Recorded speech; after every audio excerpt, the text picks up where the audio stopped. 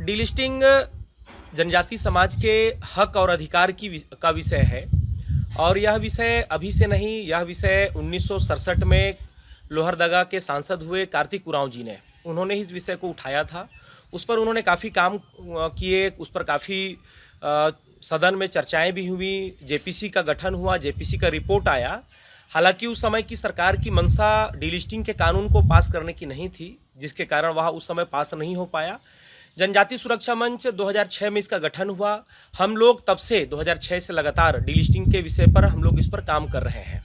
इससे देश को और खासकर जनजाति समाज को इसको 100% इसका फायदा होगा, क्योंकि अनुसूचित जनजाति समाज के ऐसे लोग जिन्होंने अपने जाति के, अपने माता पिता के, अपने परिवार के रीति रिवाज, संस्कृति आदि मत विश्वासों को छोड़ करके, उनको त्याग करके जिन्होंने ईसाई या मुसलमान धर्म को ग्रहण कर लिए हैं, ऐसे जनजाति समाज के लगभग 18% लोग हैं। इनके द्वारा अनुसूचित जनजाति समाज आदिवासी को मिलने वाले आरक्षण, छात्रवृत्ति और सरकारी सुविधाओं में अनुदान 80% का उपभोग किया जा रहा है।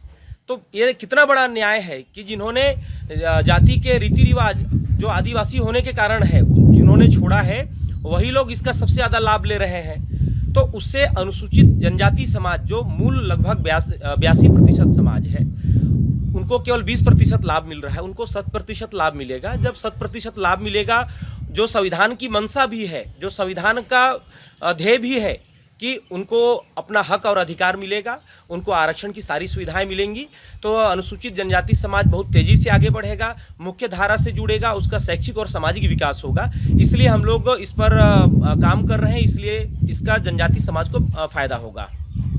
आदिवासी समाज को इसका सबसे बड़ा फ़ायदा होगा, क्योंकि आदिवासी समाज के ही ऐसे लोग जिन्होंने आदिवासी समाज के रीति रिवाज, परंपरा, आदिमत विश्वास को छोड़ करके ईसाई और मुसलमान बने हैं, वो आदिवासी समाज को मिलने वाला आरक्षण, छात्रवृत्ति, अनुदान सबसे ज़्यादा वो लोग लाभ ले रहे हैं। जब उनको इस सूची से बाहर कर दिया जाएगा, वो इसलिए बाहर किया जाएगा क्योंकि भारतीय संविधान में ईसाई और मुसलमान को अल्पसंख्यक माना गया है, माइनॉरिटी माना गया है।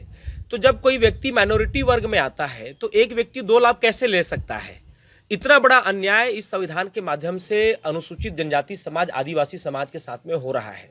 देखिए, हम लोग जो विरोध में जो हमारे जो रैली हमने निकाला, उसका हमारा एक उद्देश्य था कि जो आपसी आदिवासियों के बीच में जो आपसी भाईचारा है, उसमें जो कुछ लोग राजनीतिक स्वार्थ के लिए वैमनस्यता फैलाने की कोशिश कर रहे हैं, हम उनका विरोध कर रहे हैं।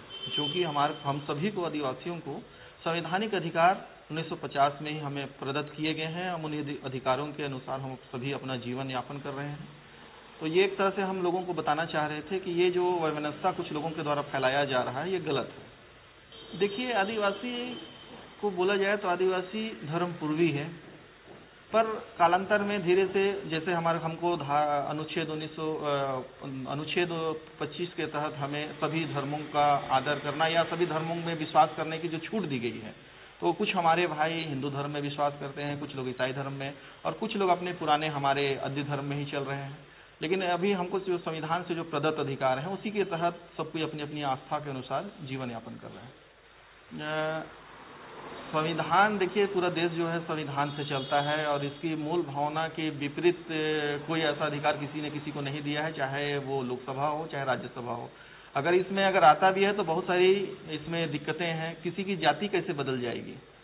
जाति नहीं बदल सकती है, आस्था बदल सकती है, पर जाति नहीं बदल सकती है। तो ये संभव ही नहीं है।